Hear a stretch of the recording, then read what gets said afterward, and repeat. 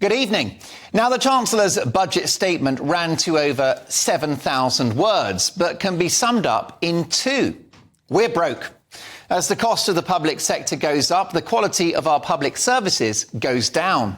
We're running a deficit, which means that more income goes out than comes in for day-to-day spending. The national debt is well north of £2 trillion. 10 million Brits of working age are not active in the economy. 10 million?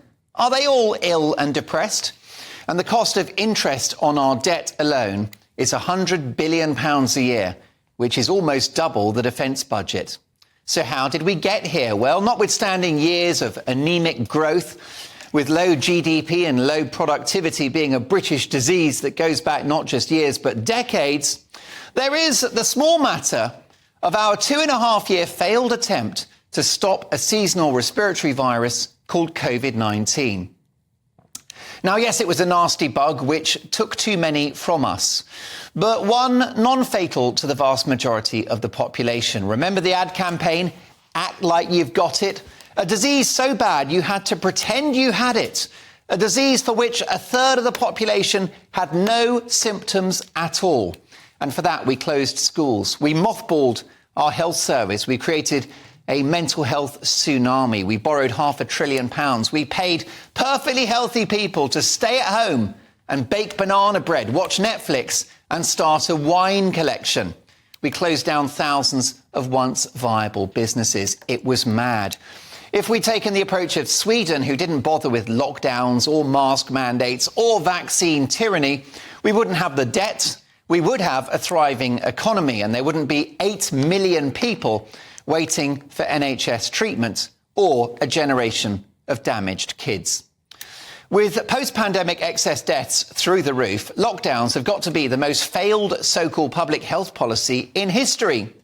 When excess deaths were high during the pandemic, we had to destroy the country to tackle it. Now that they're still high, no one gives a toss or even wants to ask why. Well, it's not just COVID. There's another big thing. Britain lives beyond its means. You've been lied to by successive governments about just how much the state can do for you, whether it's the provision of welfare, the scope of the NHS, and the wider public sector footprint. Now, I believe in all of these things, including welfare, but the cost and scale of the state is out of touch with the balance sheet, and it's out of touch with reality. In the last 2 decades, we've only evaded this truth with money printing and the accumulation of debt. This is dishonest and gravely immoral. Why?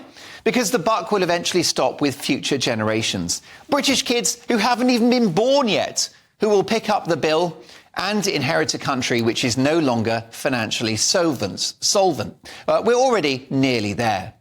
All because politicians couldn't be honest with you about how much governments can do and how much needs to be personal responsibility.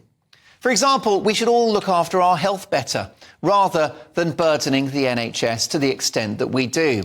But when it's free, who cares, right? But that is simply not sustainable.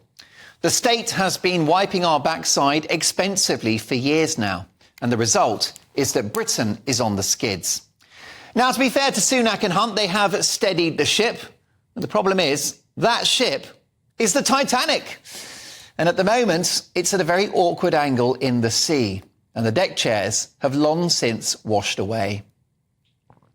The politicians won't tell you, so I will.